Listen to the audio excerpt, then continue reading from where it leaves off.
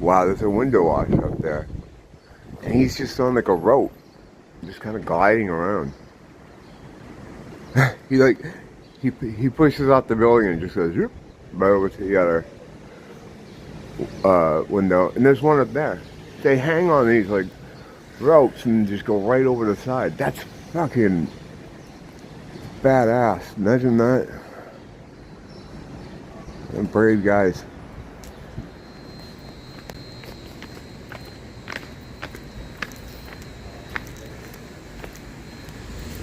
Jesus, Neil. What the fuck?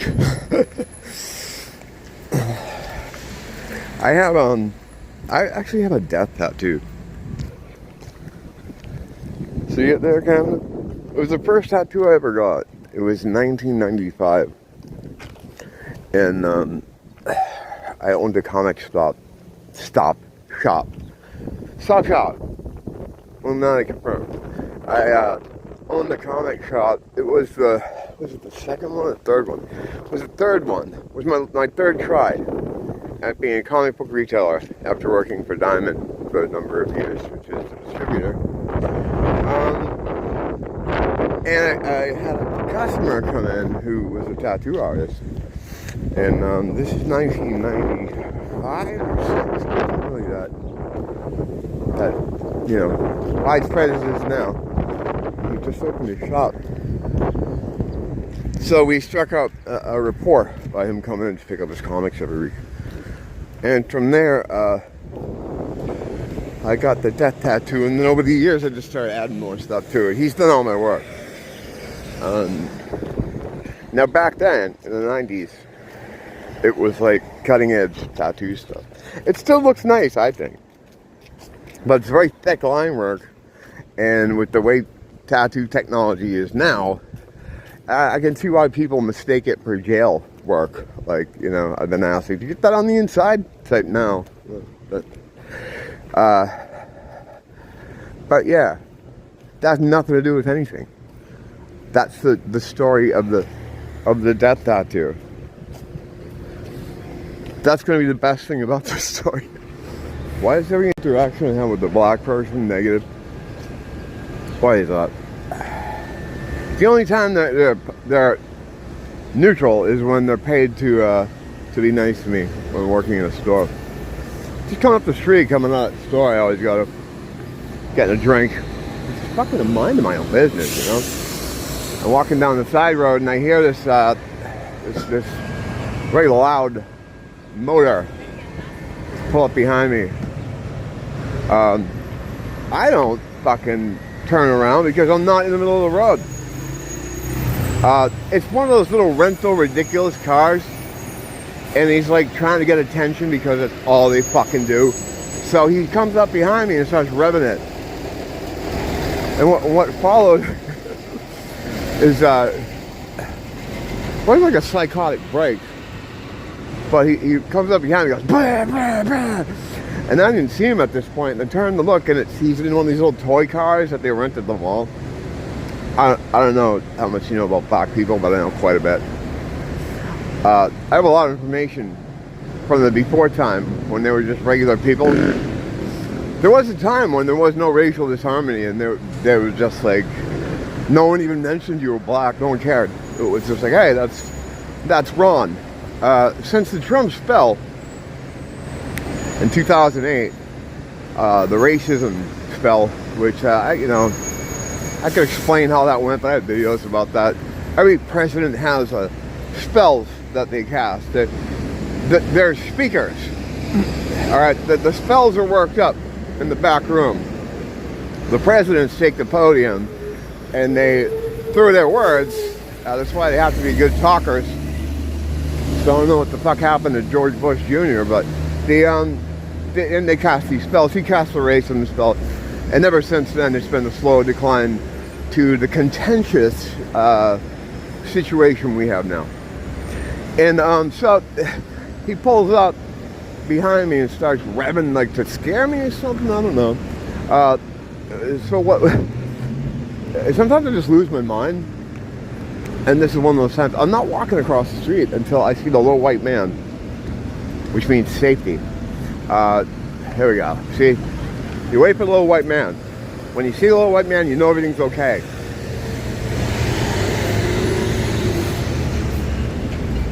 Life imitates fucking traffic lights. So I let go this blood curdling scream, and I start kittying in the middle of the street. Like, you ever see those wacky car dealership guys that have the hot air blowing through them? Yeah, I turned into one of those. Like, I don't even think he looked back. All I saw was his little head. He had like one of those short soul glow kind of afros. It was really short, but it was all like greasy. You know how they do that? Doesn't help.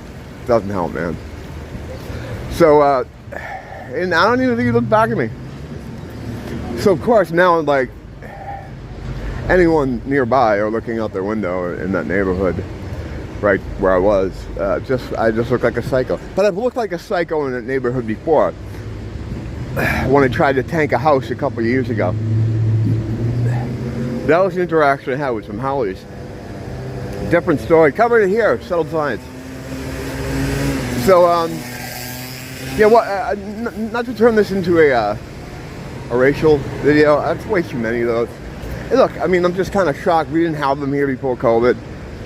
They were brought here during COVID at the expense of Pacific Islanders who got kicked out to make room for them, or were squeezed out by the state not distributing COVID emergency funds, which made it so that fucking families had to move, you know, and get out of Dodge.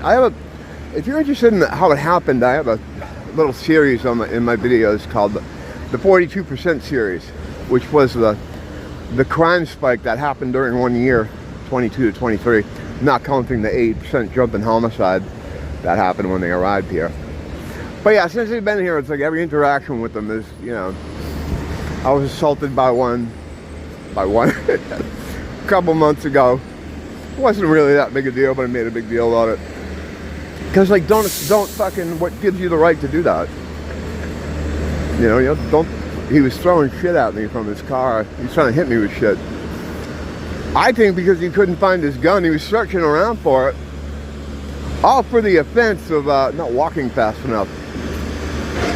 I didn't even know there was a black guy there. If I had known, I would have just fucking waited for him to go by. I know how things are. I do just got out of it. I just stay away. I know they're activated in these times, you know. The golems have been activated. And then people are like, oh, you don't like black people? It's like, Jigga, they don't like me. They don't like me. So, yeah, I don't like people that don't like me. Fucking call me crazy. But, yeah, it's just one of the things we've had to learn to live with here that we didn't have to live with before. Oh, what was I going to say? Yeah, they're big into car rentals. This guy had rentals. He had rented one of these little toy cars that they rented at the mall. It's something a child would do, which kind of checks out. But they're these little toy cars. You know, that culture is very look at me. It's a very look at me culture. So yeah, that extends to regular cars too.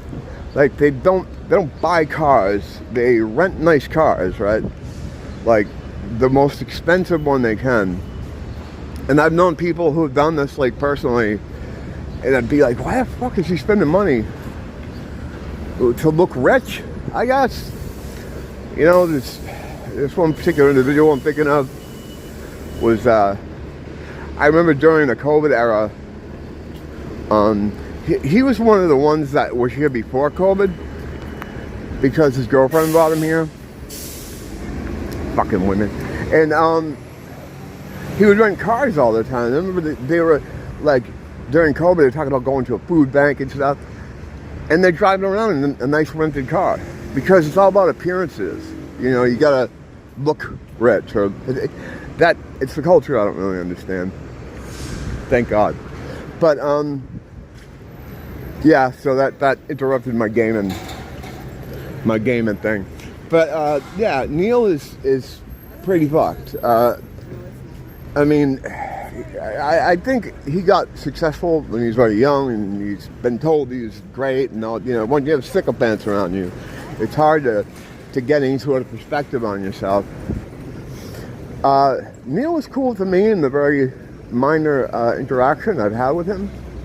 It's kind of a funny story. I told it here before, and the funny part about it wasn't really Neil. It was Jeff Smith, creator of Bone, that made it funny. I probably could have told the story in the time it fucking built it up, but it's not, no. All right, it's settled science. We're moving on. Now, Amanda Palmer, I don't like, his wife. She's like a turbo theater kid. I've had a couple bad interactions with her. She would never know who I was, but we were operating in the same scene. I had a lot of friends that liked her, said she was okay, but just as many that didn't. She's just kind of bitchy. Yeah, I found this, right, in the music kind of sphere. The people that are the legends, the guys that made it, the guys that have the success, are the cool ones. They're the cool ones. The up-and-coming people, or the people that are new to the business, or just getting a little bit of fame and stuff, they're always the dicks. Or like the bands that just almost broke through but didn't. In heavy metal terms, I would say like Ozzy's very cool. Don Dawkins kind of a dick, or more Stephen Pearcy. He's an asshole. Like the B level and C level guys are the dicks. So Amanda was kind of like that. But one story that is awesome. A friend of mine went to school with her, and she's always like the insufferable kind of theater kid, like doing all this stuff for attention, kind of like these people. So it was one day they were having lunch, and she was doing an art kind of a project or demonstration. Jesus, gotta keep my head on a swivel around here, boys. And not use the word boys. I've learned that's a bad word. If you say boys around them, they can absolutely kill you. And there's not a judge in the land that would put them in jail for it. Yeah, the new words are added all the time. I guess boys is bad. But a lot of times walking around, I'm confusing things again. A lot of times walking around, I see guys hanging out somewhere like, hey boys, how you doing? You can't do that. That's like the N-word, I guess. No, I don't fucking know. I don't care.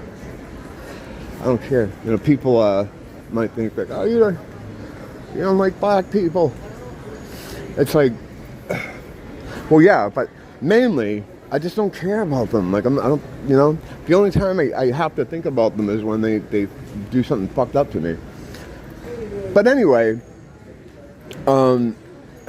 this guy went to school with Amanda. It's a great story. And she was this art student kind of, and she was doing a demonstration. So during lunch, she was brought down in the wheelbarrow by one of her friends or whatever, her co-conspirator in this art project. They brought her down the wheelbarrow during lunch, and he emptied her on a table. And she was supposed to be dead, so she's covered in blood and all this other stuff. They were protesting something. So he dumped her on the empty tables during lunch period. All the students are fucking eating shit. And everybody's just like, what a twat, like, what the fucking who cares? Attention seeker. A hero emerged. I don't know if it was a friend of my friends, a guy they all knew, but I didn't know. Got his food and went and sat at the table like she wasn't there. All spread out with like kind of guts on her, like butcher shop stuff, I guess, to show the slaughter of the fucking reticulated pink-headed swans, or what the fuck she was doing. And he sat there and just ate his lunch like nothing was happening. And he became a legend that day. But yeah, she's one of those insufferable kind of people. So I don't know. Personally, I don't have much thought about their deal. But it sounds like they were, from these stories, like she was kind of helping them, I guess, groom. Just hiring nannies for them. This is all alleged, of course. These women came out on a podcast telling their stories. And one of them was hired by Amanda to be a... I actually think this is kind of... I shouldn't go into this kind of... I think David J. banged her when she was seeing Neil. Or right as she started to. Now I'm just being a woman. Now I'm just being gossipy. But... yeah, they've come forward with these kind of accusations. I don't know, last year he started getting hit with all these things, and he lost a lot of contracts for things. And of course, now this is the new era of, you know, it doesn't have to go to court for people to pass judgment on you. I don't like that, of course, but also, you know, just don't play with shit. And this embarrassing kind of stuff doesn't have to come out. Him, Vince McMahon, this fucking... And of course, I think, like, doing that kind of stuff is... that's Crowley type stuff. So, without a doubt, he's a Crowley guy, I would imagine. Vince, probably on some level, he's up to some fucking voodoo, hoodoo type of stuff. But, I don't know. I've gotten pretty freaky in my time. Things I'd be embarrassed to talk about, you know. But I'll tell you what, shit was never involved in any of them. That is fucked up. So it's like just waking up today, and the first thing I read is he made me like... This is the fucking title over on Mr. H reviews, which I like Mr. H when it comes to those pop culture freakazoids. He's one of the only guys I can tolerate. So if there's ever a story in that world, I can tolerate him. Also, he introduced me, not personally, I don't know him, but he's the one that introduced me to Jesus as Luke Skywalker, who's become a good friend. One day on the show, he was talking about me, how funny he was, and he was like, oh, I love this guy, blah, blah, blah, just an offhanded thing. And I looked him up, and subsequently, you know, we're internet friends, I guess, whatever that's worth. But I like him, and I'm glad, you know, I got to meet him through H. So I don't mind H. He is a lizard person, though. I mean, in my opinion, I did do a video on it. But usually those kind of videos, like I've done a couple of lizard people videos. Not because I was doing one about lizard people. It's that I was watching something and I saw the person change or become, you know, or their technology that they use to shield themselves from view begins to fail. And the footage is in the videos. I did one on Phil Collins, one on him, and one on a music YouTuber called Pat Finnerty. Yeah, I just happened to see it because you know, I'm not the lizard guy. I'm not like Bruce there. What's his name? Bruce. I don't know. I just woke up. But when I see a lizard guy, I fucking, you know, I gotta point it out. He's a lizard guy. So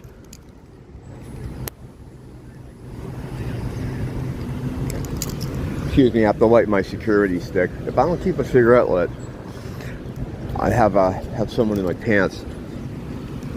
People just, they don't mind standing on top of each other. I don't get it. Oh my God.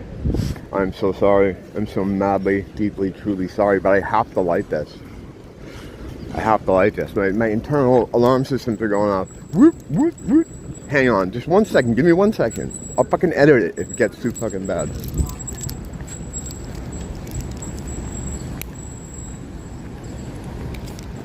I also had a chance to turn on Super Steady. I don't know what, I thought I had it on, so I don't know what the fuck all the footage up to this point must look like, but, you know, again, madly, deeply, truly sorry. But yeah, it's kind of funny, like this whole thing. Like things get revealed, you know, over time. You don't get away with anything, especially in this age of the revealing. You know, people think the veil coming down just means like the big stuff. Oh, we'll get to see, you know, who controls what aspect of the world. There's a lot of that stuff came out last week. That was pretty crazy. Stuff about nicotine. Talk about nicotine and a couple other things. Every day there's like something like, oh, that's why dolphins talk to people. You know, like every day there's something else. But yeah, everything will be revealed. So if people have skeletons in the closet, they're fucking, you know.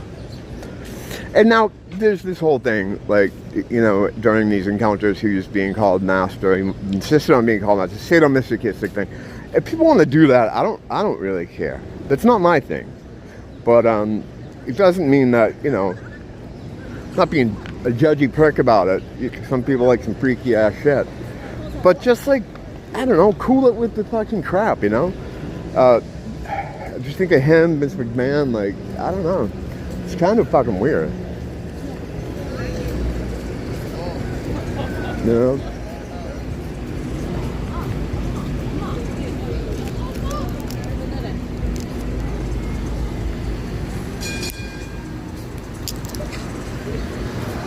Just don't do anything with crap. It's not that, you know, I mean, I understand people like to do their own things, but I don't know. You gotta be careful with who you do this stuff with. Now, not in those scenarios, in Neil's scenarios, it made it seem like they were doing this stuff against their will. And I know people would say, just don't do it. Why did they do it? There's a power dynamic there, and I don't mean to be a feminist, but there is like a power dynamic there. You know, you have a guy who has some kind of cachet. He's a loved literary figure. You know, that was really peeping me hard. Black guy, so of course it's negative. Yeah, they hate me. They really hate me. Well, look at me.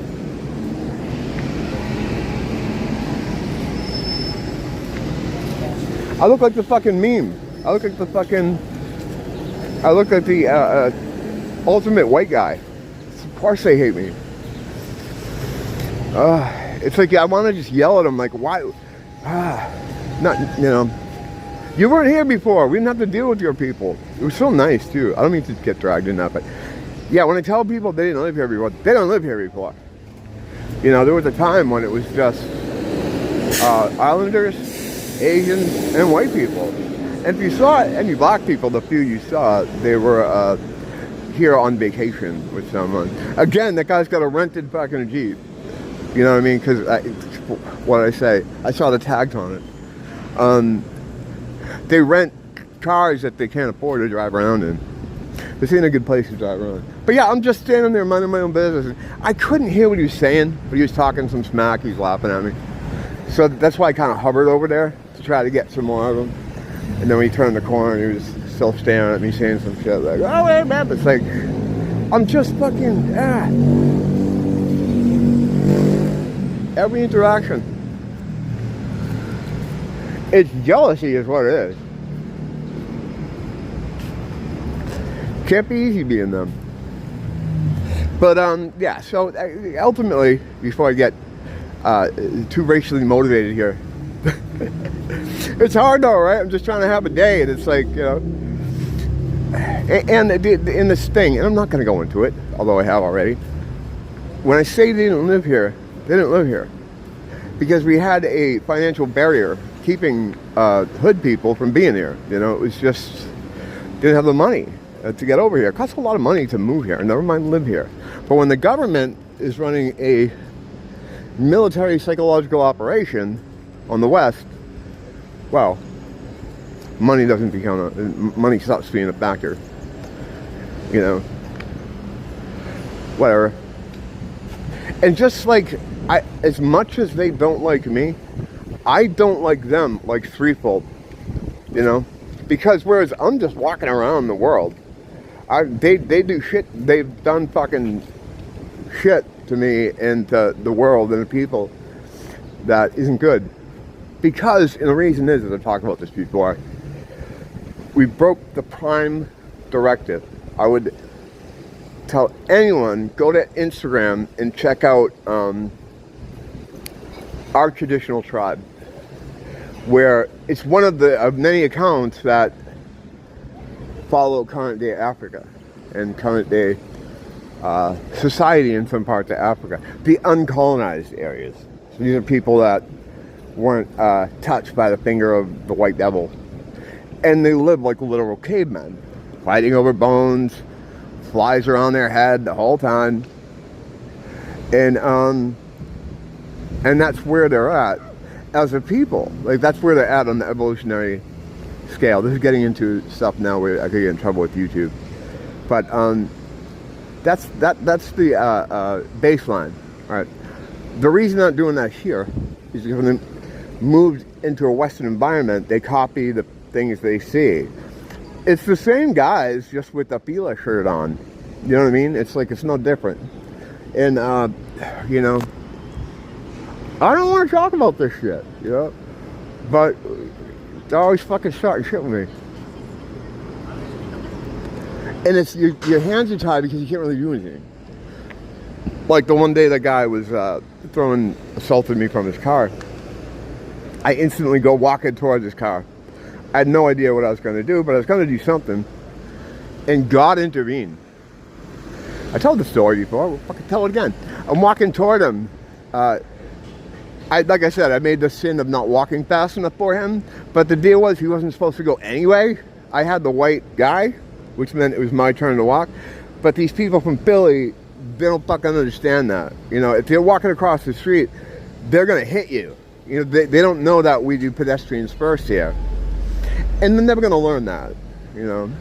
So, I was walking in my allotted time by the white man, and he starts freaking out because I'm not moving fast enough. Now, he's not supposed to go at all anyway. So, as I get to the other side, he pulls the car over and he's yelling. He's fucking, you know, blanking out. And he's looking around for something. I'm like, what is this jigger doing, you know? And I didn't say jigger. And he couldn't find whatever he was looking for to throw at me. So he just takes his garbage and starts throwing it out the window at me. Now, he's, you know, not hitting me with it, but he's hitting around my area. It would have hit me if he was fucking more athletic. But, yeah, so then he turns the corner to go in the parking garage. I immediately just start walking toward him. You know, I don't even think I went for a weapon or anything. I'm just walking. I don't know what I'm going to do, but I'm so mad. It's like, how dare you? How dare you? So as I'm walking down this, toward his car, I'm not screaming or anything. I was turned around in place. Like I was spun around in place. Like the hand of God came out of the sky and just shoved me and pushed me around. A pressure I felt so much that I almost did a fucking pirouette. He turned me 180 degrees. He turned me 360 degrees and I walked away. He turned me 180 degrees in the other direction. And although I didn't realize what was happening, I didn't think about all this delay. I just knew, like, oh yeah, don't go down there. Don't go down there. Because what's going to happen is no matter what happens, I'm in trouble, you know? Guy shoots me, whatever he does, I'm not going to win that fight. Because even if I win, I'm in trouble. You can't hurt these people. Whatever they want to do, as far as society is concerned, whatever they want to do, you got to fucking just deal with it. Even if that means bending over and spreading born. I'll die before that happens, by the way. But if you try to resist, you're the bad man. You're going to jail. God forbid you hurt one of them. And it's not because they like black people or they care about anyone, any diversity. They don't. They see them as their soldiers. especially in this time, once they've activated the golems to do what they want to do. And they brought them here. That's part of the reason they brought them here. So when they need them to burn the place down, they will. And they will. So they have to protect their soldiers. They have to protect their fucking satanic soldiers. So that's why you're not allowed to fucking clap back with them in any way. The thing to do is just stay away. You know, you got to do the Scott Adams and just stay away. And if people see this as like hate or something, I don't give a fuck. Fuck you. You're part of the problem, you know? It's because people don't say anything that they're allowed to fucking do what they do. Like, the whole thing is, like, they have this idea that, a lot of them erroneously have this idea that, like, white people are just these, subdued faggots that are gonna fucking be scared of them. When you stand up to them or clap back to them, they don't know what the fuck to do because they're not used to it. Because they've been told by our small-hatted friends how to behave when it comes to the evil white man. And they watch too much social media. So they have it in their heads that they're just going to be the cock of the walk, and if you have anything to say, you know, they're going to cower from you. None of my friends are cowering from anybody. I'm not cowering from anybody.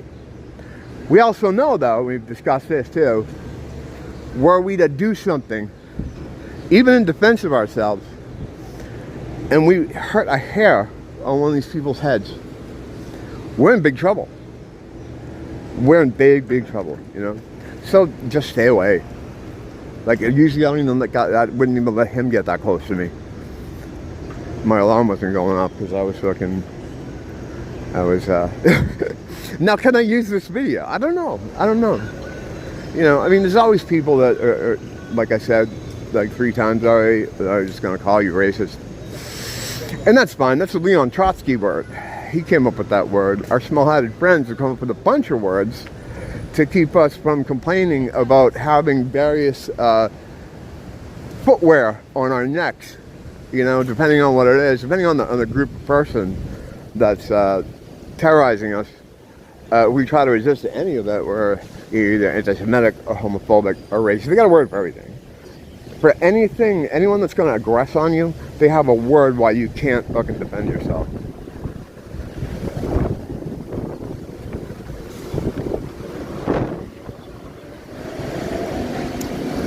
Oh, the seething white guy. You don't know what it's like. I wasn't doing my channel before COVID. I wasn't doing my channel. I've often told this story where, I don't know, we've been living here a couple months when we first moved here, and I was at the 24-hour store and I saw this black dude. I ran home to tell Nia, like I was Charlie getting the magic ticket. Oh, I just saw a black dude at the 24-hour store. She's like, really? I'm like, yeah. He probably came on vacation with someone, bought him, you know. And yeah, it was that rare. It was that rare. But because of that, they weren't here, we didn't really have any crime, like at all. Not any real crime. We were the second safest city in America. Number 2. We were number 2. Now I think with their arrival, we've become number 9, you know, because, you know, violence comes along with it. You know, they just can't. And the thing is, it's not that they're bad to people, and they let, well, I mean, there is it's all the brain. It all has to do with the brain. And where people are at, developmentally. I would again point you to that fucking website. That's where they're at. Now you can take them out of that. You can bring them here, dress them up in a tracksuit, but it doesn't mean they're not going to machete your family. You know, just for no reason. They don't know why. Because they're that. They're that right there. They're that. And you can't. The thing is, it sucks, right? But it's not them really that you should be mad at. Even though they're making your life hard. Our small-hatted friends are the ones that orchestrated all this. What they'll tell you, too, is like, well, they're here, Goyim. I mean, cattle. I mean, sir. because of slavery. You know what I mean? This guy wants... No, he wants to look on me. I'm not gonna... I don't know what he wants. And, yeah, that's bullshit. That whole thing is bullshit. The whole North American slave trade thing. It's all bullshit. The idea that there would be a farmer in the Deep South, a Trump supporter, that needed some hands to help pick his crops. To save money, right? To save money, he's not going to hire someone up the street. He's going to get a sailing ship, right? Sail to the other side of the world, to a place he doesn't know, right? And him and his buddies are going to get off the ship and go around and just scoop up these noble kingsmen who are just protecting their family and are very peaceful and, you know, would never hurt anyone. And they scooped out with all their technology and all their great engineering feats. And they're loaded onto a boat. The diagrams for these boats are hilarious too, by the way. They have these drawings. Our small-headed friends, they always go overboard. That's why you could always fucking figure them out. It's like a little kid. Like, oh, like he's 20 feet tall. It's like, well, I don't know if he's 20 feet tall. So they always go overboard, which kind of gives their hand away. And they have these diagrams of these ships, you know, how they laid out people. It's like you have a person. It's impossible. You can't do that. There's no way that would happen. The level of security you would need, and then you're gonna make a several month trip, right? With these guys like that, get the fuck out of here with that shit. No way. It's stupid. The whole thing's stupid. So then you get them back to America, right? And the whole time you got to keep them from escaping or killing you. None of them know the language. They talk in click-clack. Although most of them over there don't even... They have so many languages. Well, like each tribe kind of communicates in a different way. There's not a lot of language that they share between each other. So you got to get these people over here. Got to have the security. Then you got to house them somewhere. You know, got to put them in some kind of place just for security purposes. So you build a bunch of places for them to live in. And you have to feed them, right? Because you can't have them like fucking starving, walking around. So you got to house, feed them, teach them some level of how to speak English, you know, and have 24-hour security so they don't run away and or kill you. So you get all that in place, right? And that's cheaper than hiring a couple more hands from up the street. I don't have to say anything else. It's a fantasy. It's not what happened at all. It's just their way that they got them here, right? And a lot of them use them for nefarious purposes. Our small-headed friends owned all the fucking plantations. You know, you had like, but their move is to like, because they have white skin. They blame it on the white man, but they're not white. You know, they're obviously, you know, they're Khazars. That's what they want. They want fucking this Ukraine thing. I don't think people understand what's going on over there. They're gonna make Ukraine the new Israel, but they gotta, and it'll be Khazaria again, like it was. But first, they gotta kill off the population. Well, how do you kill off the population? Well, you kill all the young people, the young fertile men, so that there aren't any new generations. So war takes care of that. The population's already declined. That Ukraine, the people there are like, from what I've understood or read or picked up on, they're not going to be able to sustain their population. They're going to dwindle, you know, and then the rest will just get chased out, like Palestinians, you know, and they're going to retake that whole area. And to some people that hear that, that's crazy. All right. I'm not trying to convince anybody of anything. I'm just telling you what I think, what I know. So what have you learned today? Black people hate me and they're a little violent. Neil Gaiman shouldn't do stuff with shit. And Kazari is gonna be rebuilt. It's a lot to think about. And still, just as a side note, no demonic activity at all. I don't know what the fuck is going on. I don't know if they're on vacation for like months, but I mean, outside of that guy I was chasing around about a month ago, and I never used to have to chase them. They come to me all the time, and they don't do that anymore. But I think I figured out why. The fucking camera. They see the camera. Do I go into the explanation about the double slit experiment and how demons don't like to be seen? You've all heard it. You've heard all this shit. That's the thing too. I gotta be careful about repeating things, because you know, it makes me crazy. Never mind you guys. Thank you so much for coming by. Sorry I called you guys. I appreciate you stopping in and making sure I haven't gotten an ice cream or push-up yet. And hopefully I'm not manifesting it by talking about it all the time. But you know, they can't have a guy like me walking around talking about stuff like this. There's no way. Eventually it's going to happen. And that's okay, because nothing can happen to you here that's going to affect you as what you really are. An energy being that transcends this area. You're just broadcasting to here. You know, you're just broadcasting here. You know, nothing's going to happen to you. You're going to be fine.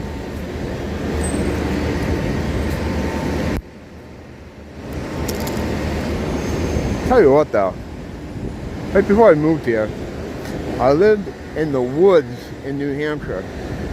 The only thing close to me was a John Deere tractor showroom for miles. Starting to get very nostalgic about that place. Wonder if we could still get in there. Don't blame the teacher. Blame the tool. And our small-hearted friends.